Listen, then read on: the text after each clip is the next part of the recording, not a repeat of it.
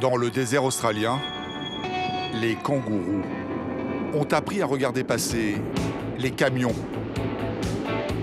Ou plutôt, des camions qui ressemblent à des trains.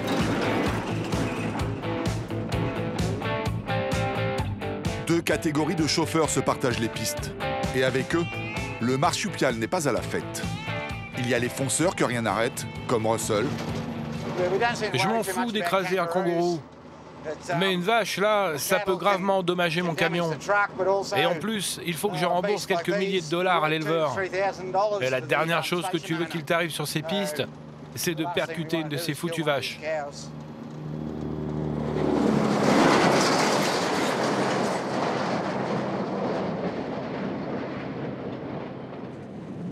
Et puis, il y a les conducteurs chasseurs de kangourous.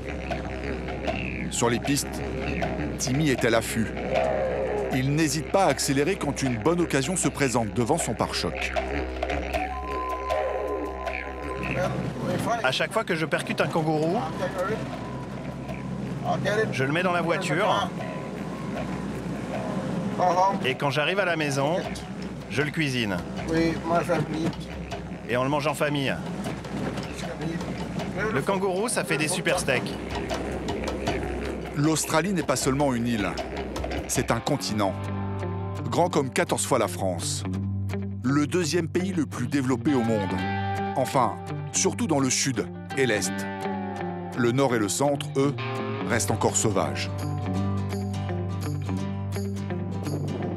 Pour relier ces deux mondes, des camions géants parcourent sans relâche les routes et les pistes les plus reculées d'Australie. Entre le sud et le nord de l'île-continent, deux conceptions de vie s'affrontent. Celui des colons anglais, arrivés au 19e siècle et qui ne cesse de s'étendre toujours plus loin. Et celui des aborigènes, qui tentent de préserver leur culture vieille de 50 000 ans.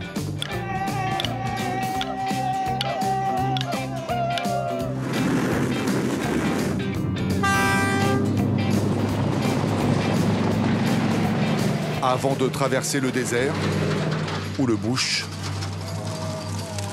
mieux vaut prévoir son voyage. Les pistes australiennes réservent bien des dangers et des surprises.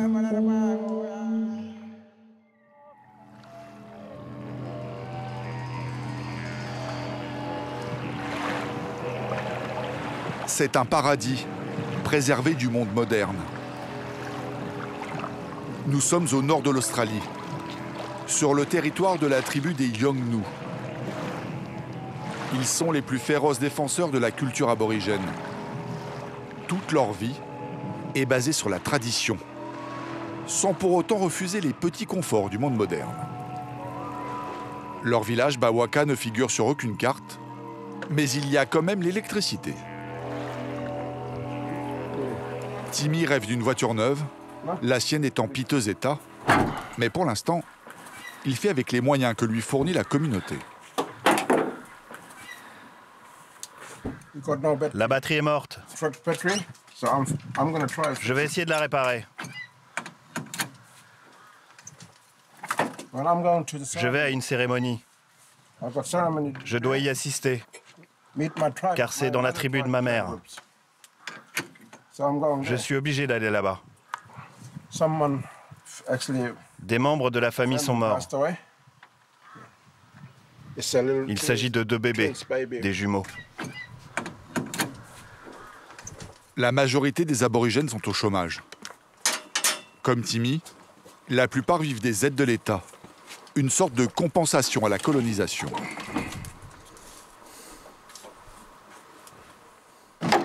Les vieilles voitures servent de pièces détachées. Sur ces pick-up au kilométrage indécent, la mécanique pure ne suffit pas à les faire démarrer. Enfin, surtout celle de Timmy. Pour mettre toutes les chances de son côté, il fait appel aux mécanos de l'au-delà, les esprits des ancêtres.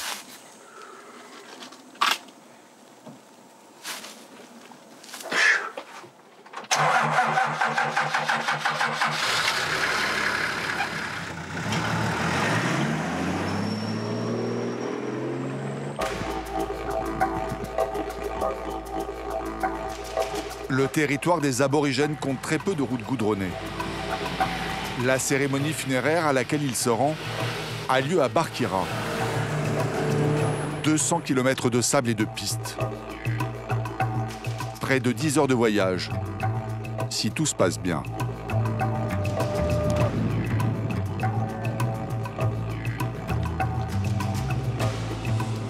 Et ça commence mal. Ces fumées noires qui s'élèvent au loin n'annoncent rien de bon.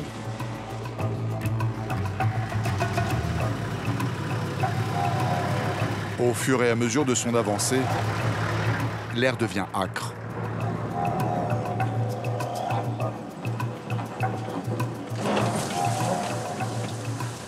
L'odeur qui vient lui chatouiller les narines laisse présager du pire.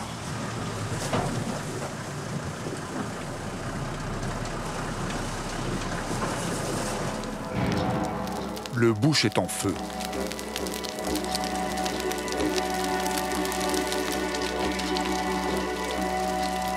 Les flammes avalent les plantes des deux côtés de la piste. À la saison sèche, c'est souvent la foudre qui allume ces brasiers. Un jour, il y avait un feu énorme et j'étais en train de conduire. Tous les arbres tombaient, le feu m'entourait de partout. J'ai voulu faire demi-tour, mais un arbre est tombé et j'ai dû le couper et passer vite fait, car le feu était de plus en plus fort.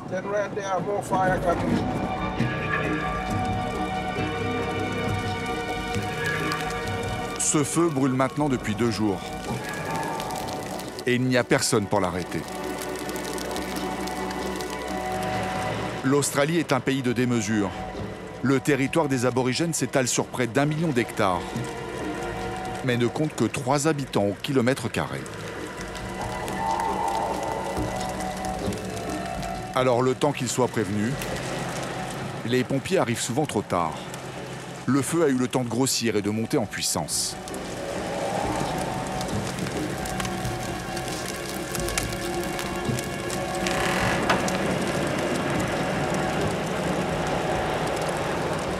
Chaque année, les flammes dévastent des kilomètres de bush et même parfois des villages.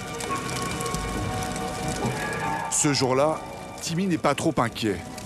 Par chance, le vent ne souffle presque pas. Le feu progresse lentement. Il a le temps de s'extirper du brasier. Ce trou d'eau ne sera pas un obstacle aux flammes. Par contre, pour le vieux 4x4 de Timmy,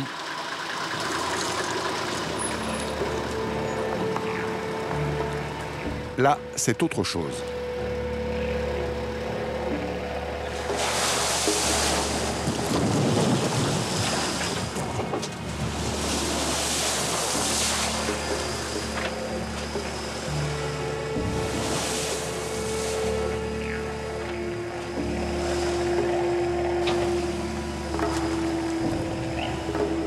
Aller d'un village à l'autre ressemble un peu à une épopée en Australie.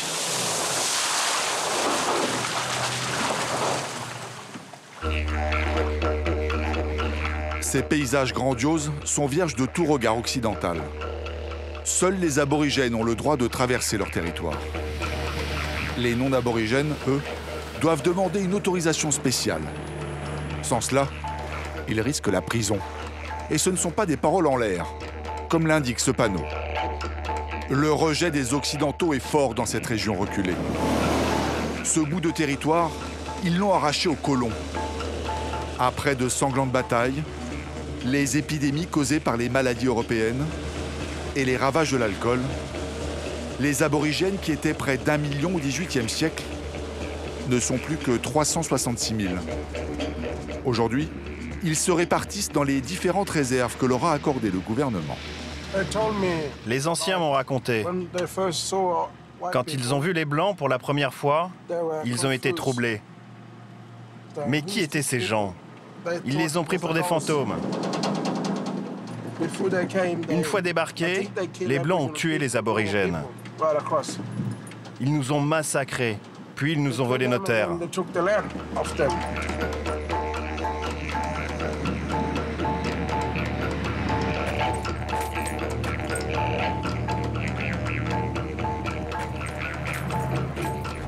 Voilà maintenant 3 heures qu'il roule.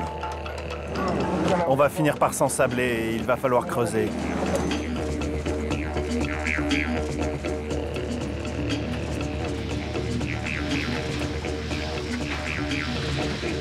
La piste dévoile peu à peu son vrai visage.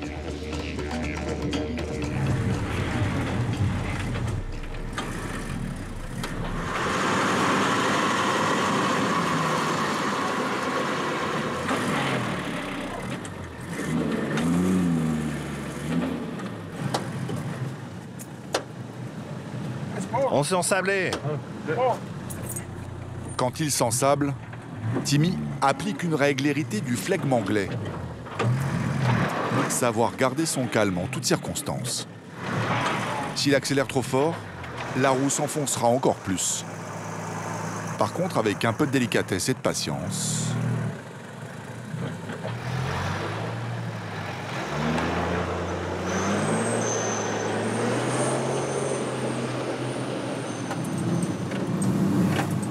Quel que soit l'état de la route, Timmy doit passer coûte que coûte.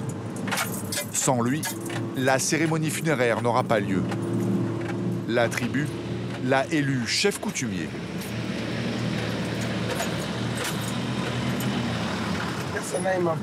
Je suis un Djungaya. C'est-à-dire que je prends soin de la mémoire des ancêtres et je fais respecter la loi. Quand les tribus se rassemblent pour une cérémonie, on danse. C'est comme ça qu'on éduque les enfants. On leur apprend la vie de nos ancêtres. C'est très important. Sur ces terres oubliées, une simple halte peut se terminer en affreux fait divers. Gare au traditionnel arrêt pipi. Les reptiles ne sont jamais très loin des pistes qui longent le bord de mer. Même si le gouvernement le leur proposait, les aborigènes refuseraient que l'on goudronne leurs pistes. Elles compliquent leur vie, rendent les visites aux villages voisins éprouvantes, mais elles respectent la terre.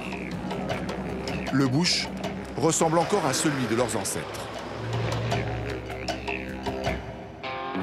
Contrairement au paysage qui se trouve 2500 km plus au sud. Là, le contraste est saisissant.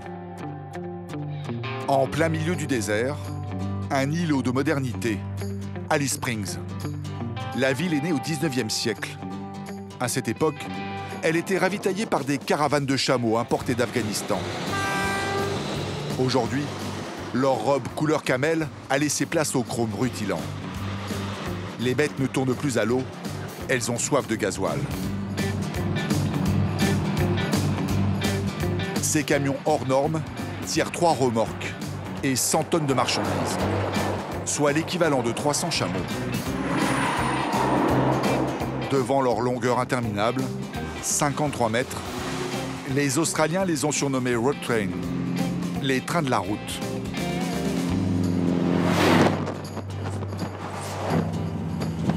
Kevin convoie un chargement de briques d'Adélaïde à Alice Springs. 1400 km d'asphalte qu'il attaque à fond de train.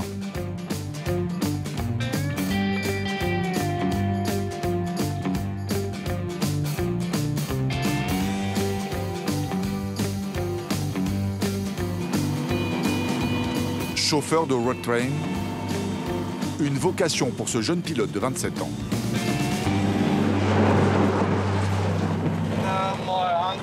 Mon oncle est chauffeur poids lourd. J'avais 9 ans quand il m'a emmené sur la route. Et depuis ce jour, je suis passionné par les camions.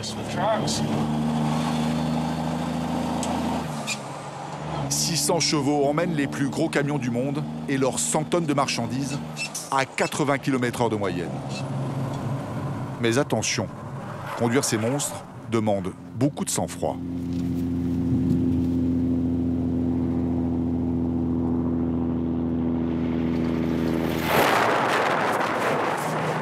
Ça me prend plus de temps pour tourner, pour ralentir.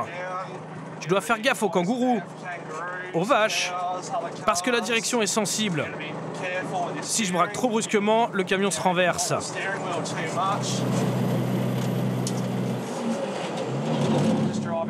Je fais aussi attention à ne pas rouler trop vite, sinon je brûle trop de gasoil et j'use les pneus.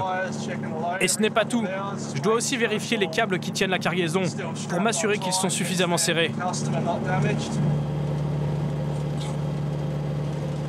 Les chauffeurs de road train n'usent pas leurs pneus que sur du bitume. Les pistes défoncées du bush font partie de leur quotidien.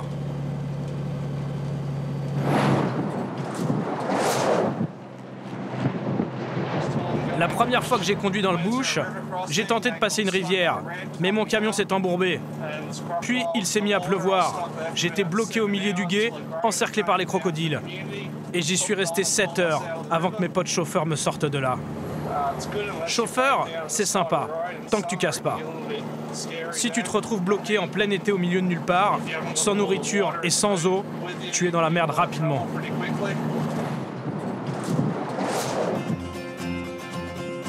Ces monstres d'acier coûtent une petite fortune, environ 1 million d'euros.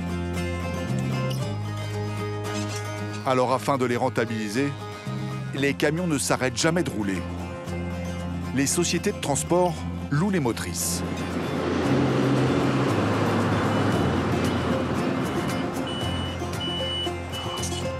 Arrivé à Alice Springs, Kevin part se reposer. Mais pas son camion. Une fois déchargé, il s'éloigne du bitume.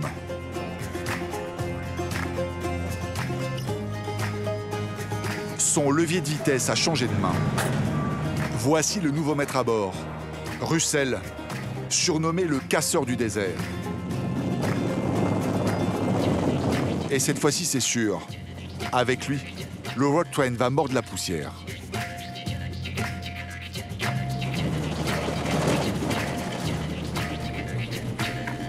L'homme niche à l'extérieur d'Alice Springs. Il tient l'une des plus grosses casses de la région. Des milliers de pneus et de voitures s'entassent ici. Un butin de guerre en caoutchouc et en acier qui fait des envieux dans la région. Il y a 2 semaines, j'ai eu une attaque de pyromanes. Ils ont mis le feu à mes voitures parquées juste là. Et ils ont allumé un autre foyer là-bas. 1/3 de mes voitures sont entassées là. Et ce n'était vraiment pas nécessaire d'y mettre le feu. Les voitures sont hors d'usage de toute façon. J'ai eu du bol. L'incendie s'est arrêté à 3 mètres de mon broyeur de carcasse. Ça aurait été un vrai désastre s'il avait brûlé. Le vieux routier, même si c'est le dernier de ses soucis, est un peu un écolo à sa manière. Il récupère les vieilles carcasses qui jonchent le désert. Les habitants de la région ont pris l'habitude d'y abandonner leurs voitures irréparables ou en fin de vie. Russell a dû louer un camion car la dernière fois qu'il s'est aventuré dans le bush, ça lui a coûté très cher. Sous l'effet de la chaleur, le moteur de son road train a explosé. À chaque fois, je pousse mes camions jusqu'à leur dernière limite. Mais tirer une centaine de tonnes, quelquefois plus, sous une chaleur de 50 degrés, sur les pires routes d'Australie, les pièces souffrent comme les essieux, la boîte de vitesse et le moteur.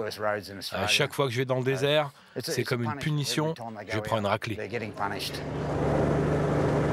Russell est une sorte de docteur Frankenstein, à la seule différence que lui donne la vie avec des organes mécaniques de récup. Il a fabriqué cette machine incroyable, un compacteur de voitures transportable.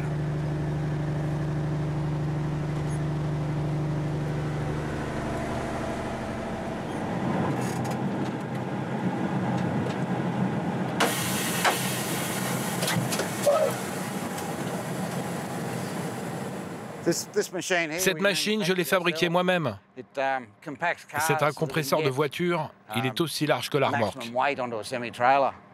Je l'ai spécialement adapté pour le désert. Sa particularité, c'est que je peux l'enlever de la remorque. Comme ça, j'ai toute la place nécessaire pour empiler une trentaine d'épaves. Ma casse portable pèse 30 tonnes avec le bulldozer, le moteur et les pompes hydrauliques. Cette machine unique au monde semble tout droit sortie d'un film de Mad Max. Elle doit être vérifiée avant chaque départ. La dame est un tantinet récalcitrante.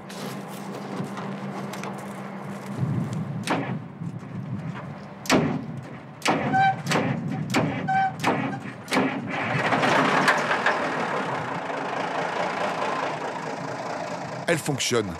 Reste maintenant à assembler les 3 remorques entre elles. Et c'est loin d'être une partie de plaisir. Il y a pas mal de débris qui me barrent l'accès aux remorques. Il faut que je les enlève pour pouvoir manœuvrer et les accrocher entre elles.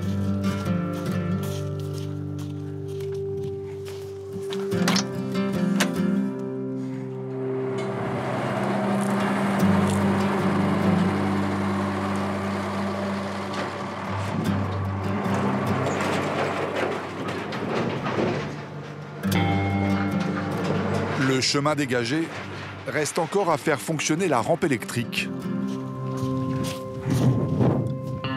Un bon coup sur la batterie. Et elle fonctionne.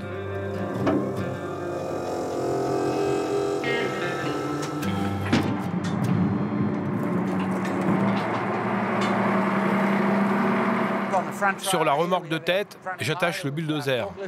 J'en ai besoin pour soulever les épaves.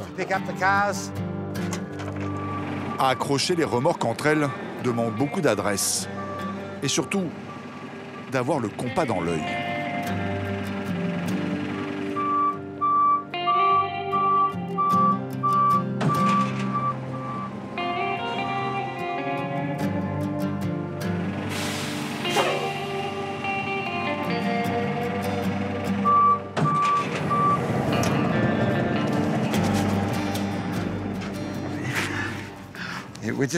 Je mets juste des drapeaux de signalisation pour que les gens sachent que c'est un très long camion. Il faut tout bien vérifier pour être sûr que le camion est OK. Il ne faut vraiment rien oublier. Après 3 heures de manœuvre, le convoi est prêt à partir.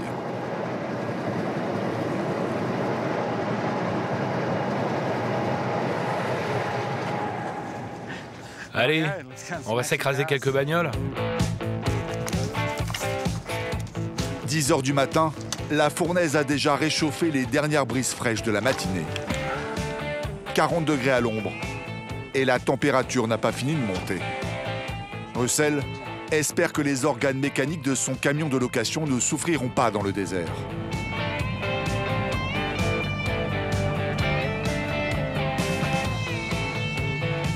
Les meilleurs clients du casseur sont les villages aborigènes. Avec la pauvreté qui y règne, leurs alentours regorgent de vieilles guimbardes. À chaque fois qu'il s'y rend, Russell se renseigne s'il n'y a pas une cérémonie ou un enterrement. Sinon, son porte-monnaie risque d'en prendre un bon coup. Les aborigènes ont édicté un code de la route un peu particulier. Les règles sont très strictes. Surtout quand la route traverse un site sacré. Seuls les chefs coutumiers peuvent emprunter cette piste. C'est eux aussi qui décident de la fermer quand il y a une cérémonie. À partir de ce moment-là, personne ne doit passer, c'est la règle. Sinon, il y a une forte condamnation. C'est notre code de conduite, c'est la loi ici. Et gare aux étourdis. Les aborigènes dressent les contraventions les plus élevées du monde. Ce panneau indique au conducteur qu'il vaut mieux faire un détour, au risque de devoir payer une amende de près de 15 000 €. Pour les aborigènes, les esprits ont créé les éléments et la nature. Ces esprits circuleraient encore à certains endroits. Une forêt, une montagne, peuvent être une preuve de leur passage. Cet endroit est spécial pour les Yolgnu. C'est un site sacré. Un site sacré, cela peut être une colline, une terre, des frontières, des rochers, des arbres. Cette terre renferme toute notre culture.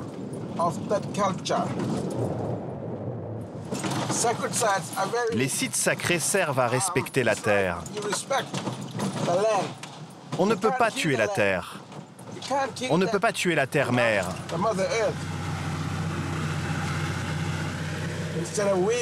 Il ne faut pas croire que nous possédons la terre. C'est la terre qui nous possède. C'est très important. Parce que la terre est une partie de nous-mêmes. Si tu tues la terre, tu meurs. 10 heures que Timmy roule sans climatisation sous un soleil de plomb.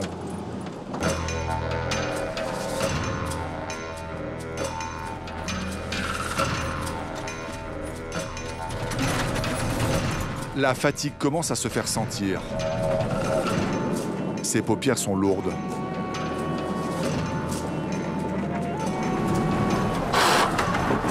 Son attention se relâche. Il se met à zigzaguer dangereusement.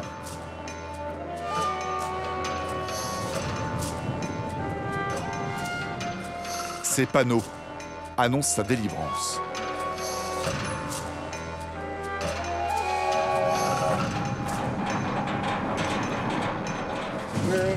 Ça y est, on est arrivé à Barkira, le village de la cérémonie funéraire. On va tous danser en famille. L'oraison funéraire est prévue pour le lendemain matin.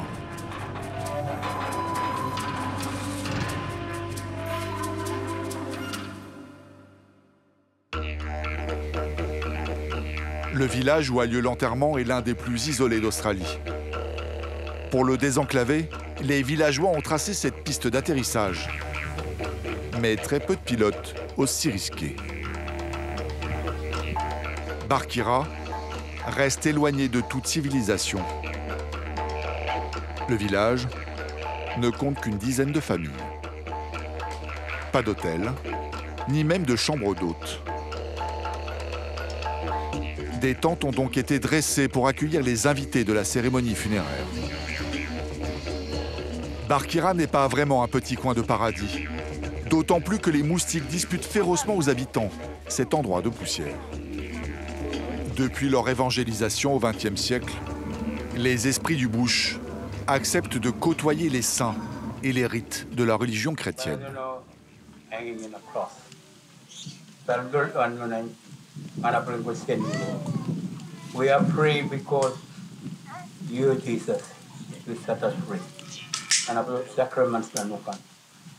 La famille de Timmy pleure la disparition de 2 bébés.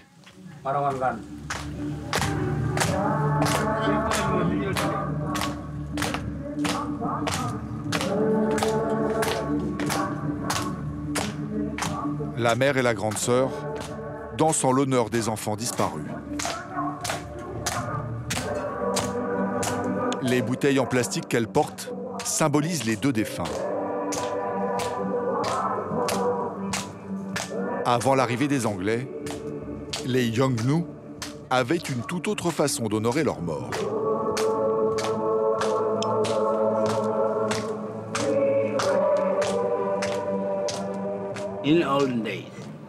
Dans les temps anciens, on mettait le corps dans un arbre et on le laissait. On n'avait pas de tombe. On mettait le corps en haut d'un arbre, puis on attendait que la peau et les chairs soient parties. Ensuite, on revenait chercher les os. On pouvait attendre 1 an. Et on revenait et on mettait les os dans une urne.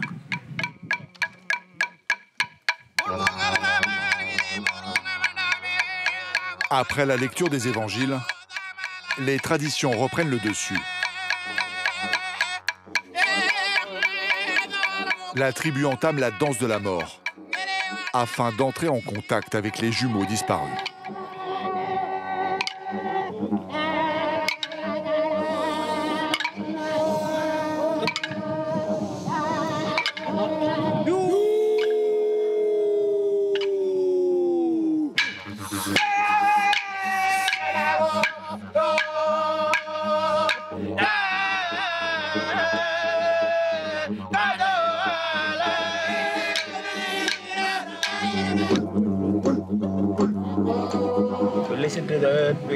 Les aborigènes écoutent la terre, car c'est là que vivent les esprits.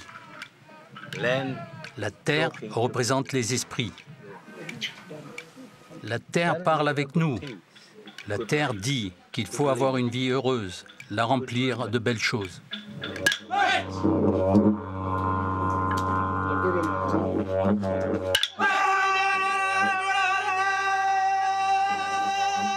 Quand tu rêves, c'est à ce moment-là que les esprits te parlent. Les morts peuvent toujours te parler pour te dire qu'ils t'aiment. Pendant quelques années, les esprits s'éloignent. Et puis parfois, ils reviennent pour te dire que quelque chose de bon va t'arriver.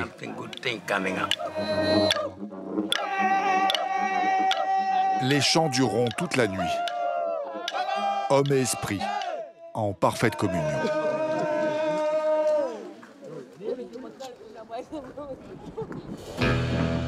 Au petit matin, du côté d'Alice Springs, à l'entrée du désert de Gibson, un léger vent tente d'abaisser la température ambiante. À moins que ce souffle ne soit l'esprit d'un ancêtre qui rentre chez lui, ou encore les turbulences du World Train de Russell et sa casse portable qui enquille la piste, pied au plancher.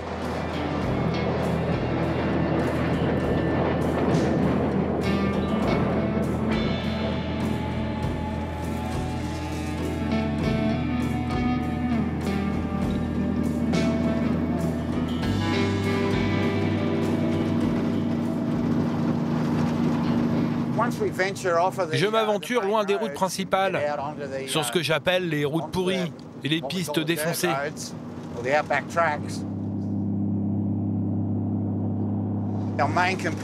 Mes copains sont tous chauffeurs de road train.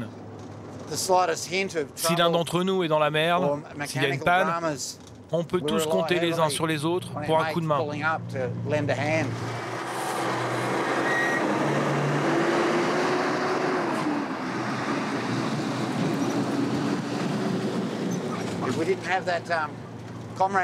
S'il n'y avait pas cette solidarité, ce serait impossible de conduire des road trains dans les conditions difficiles du désert. Le désert réserve quelques belles surprises de mauvais goût aux voyageurs.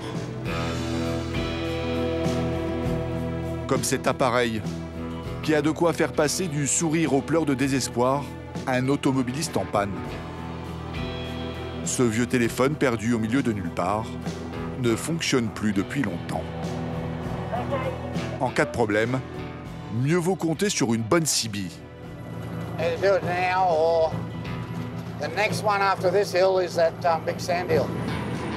Après 200 km de piste, Russell tombe sur la première carcasse qui lui a été signalée. Un accident de la route qui a eu lieu quelques mois plus tôt.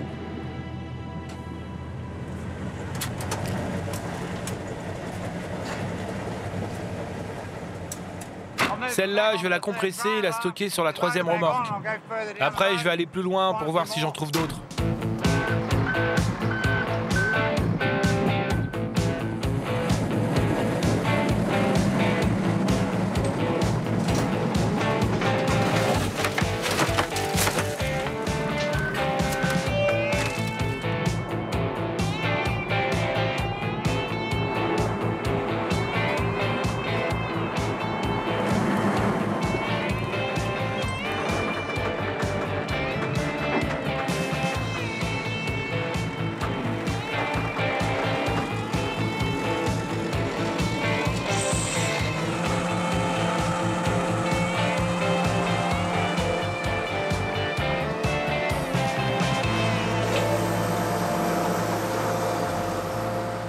En principe, je vais dans les villages aborigènes situés au bout de la route.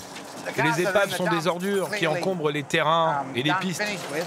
Quand je pars aussi loin, je prends 2 camions, car je ramasse une centaine d'épaves.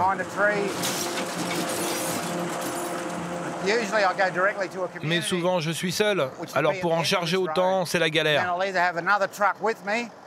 Je suis obligé de mettre sur le bas-côté mon broyeur et le bulldozer, de partir décharger les voitures dans ma casse et après de revenir chercher le matériel.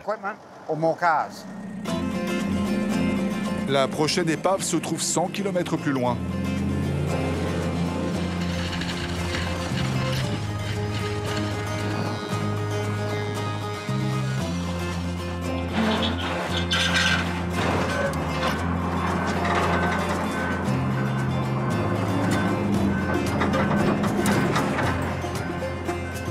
Selon Russell, s'il n'avait pas ouvert un garage en plus de la casse, il aurait déjà mis la clé sous la porte. La vente du métal ne rapporte pas assez. Pour cela, il aimerait que la région le déclare d'utilité publique. Après tout, débarrasser le désert de ses carcasses, cela rend service à tout le monde.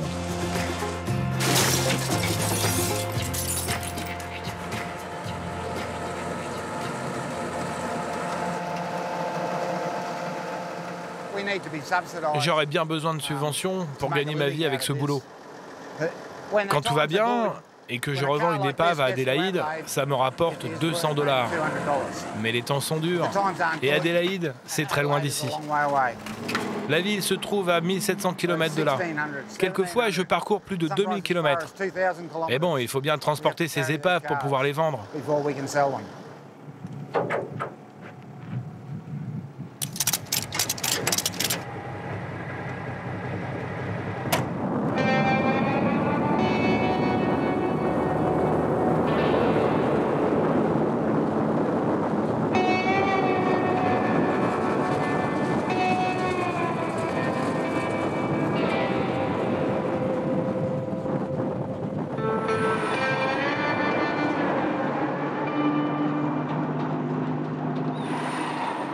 Toute ma vie, j'ai travaillé à mon compte.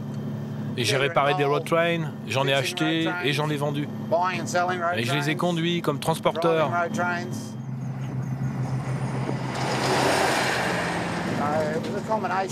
Et j'ai touché à tout dans le monde des road trains.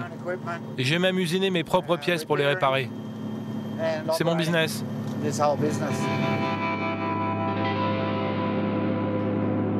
Les 500 chevaux du Road Train rugissent comme des lions.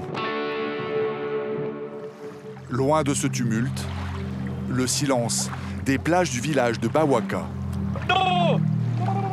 Après l'enterrement des bébés, Timmy est retourné chez lui.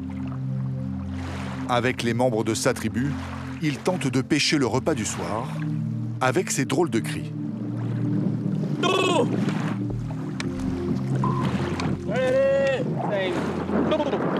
On appelle les ancêtres. Ils peuvent nous entendre. On leur demande de ramener le poisson vers nous. Ça veut dire bonne chance. C'est pour les ancêtres, pour les obliger à nous donner du poisson et la bonne fortune. L'esprit des ancêtres avait fait repartir la voiture de Timmy. Et cette fois-ci, il semble guider les lances.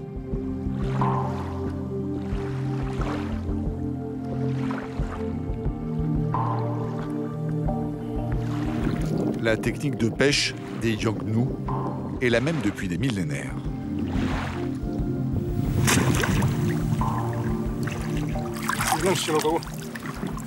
Voilà le déjeuner.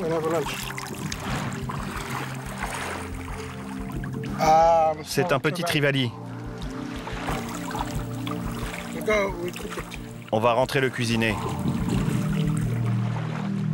La mer turquoise appelle à la baignade. Mais à cet endroit de l'Australie, mieux vaut rester le moins longtemps possible dans l'eau. C'est une raie. Je viens de l'attraper. Comme tu vois, il y a les marques de ma lance.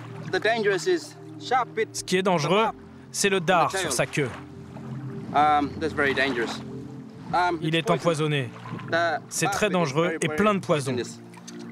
C'est très douloureux. Et pas seulement. Le poison qu'il contient est mortel pour les plus faibles. Dans l'eau, le chasseur devient le chassé. En Australie, il y a des requins partout. Et aussi des crocodiles. Mais pour nous, ce n'est pas un problème. On pêche et on chasse quand même. On n'a pas peur. Je n'ai jamais peur. Le crabe et les quelques poissons attrapés ne nourriront pas tout le groupe. Les pêcheurs s'enfoncent dans la mangrove. C'est ici que se cachent les plus grosses proies. Mais aussi un redoutable prédateur. Les crocodiles sont plutôt par là-bas, mais quelquefois ils viennent de ce côté. Il faut faire très attention, c'est extrêmement dangereux. Ils sont très sournois, ils foncent directement sur toi.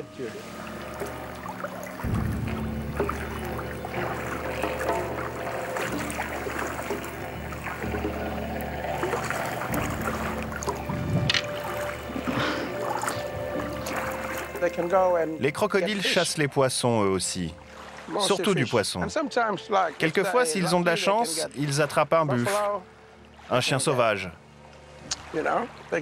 Et s'ils ont vraiment beaucoup de chance, un kangourou.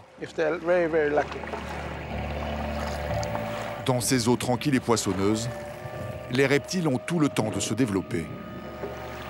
Certains dépassent les 6 mètres et pèsent près de 700 kilos.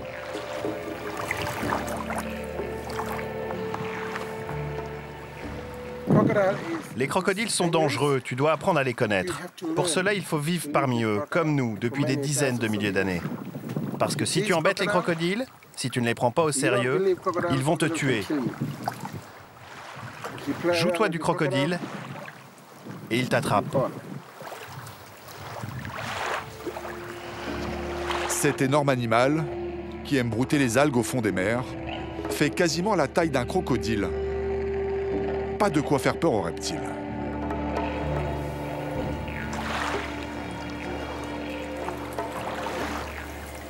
C'est un os de dugong, une vache de mer. Le crocodile qu'il a mangé doit être énorme et très puissant. Timmy n'a trouvé aucun poisson dans la mangrove. Les crocodiles semblent avoir fait le ménage.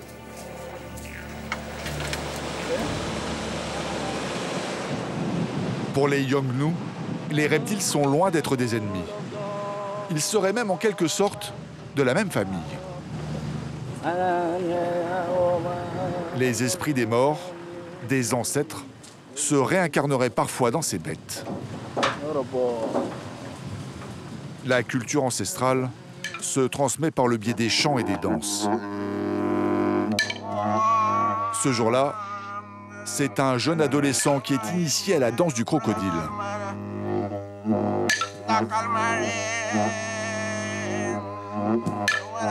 Impossible de savoir quelle histoire de la tribu elle raconte. Peut-être que cette danse explique comment parler aux reptiles. Les aborigènes croient à la télépathie, un moyen selon eux de se parler à distance et d'entrer en contact avec les animaux.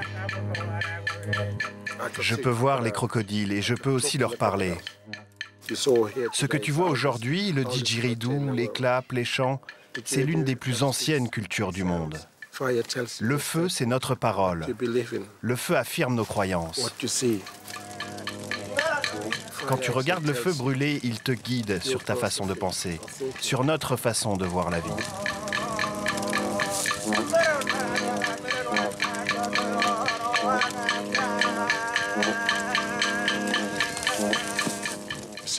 Ce que tu as vu dans le bush aujourd'hui, c'est comme une bibliothèque, la bibliothèque du bush. Si tu regardes bien, ce sont les pages et les pages du livre du bush. Tout est écrit ici par les ancêtres. Cela a été écrit il y a 40 000 ans.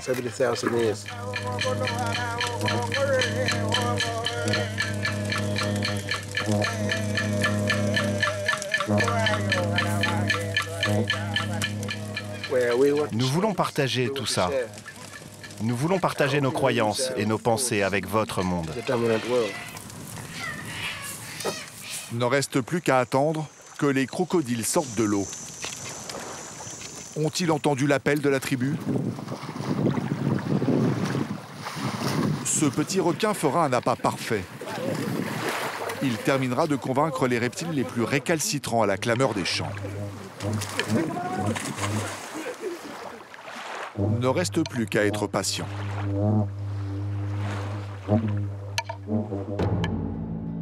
L'Australie a des allures de western. Plusieurs parties de l'île-continent sont encore des territoires vierges. Russell fait office de conquérant au volant de son train de la route, comme poussé par un vent de liberté. Ces routes, elles existent depuis une centaine d'années. Il n'y a plus beaucoup de gens qui les empruntent. C'est normal. Tu peux avoir toutes sortes de problèmes ici. C'est complètement différent que de voyager dans les villes ou sur la côte.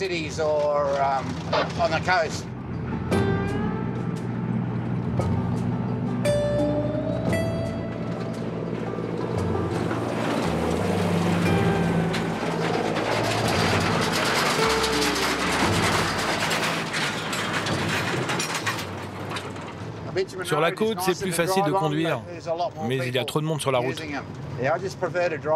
Je préfère conduire ici. Si j'ai envie de m'arrêter pour un besoin pressant, je me gare où je veux.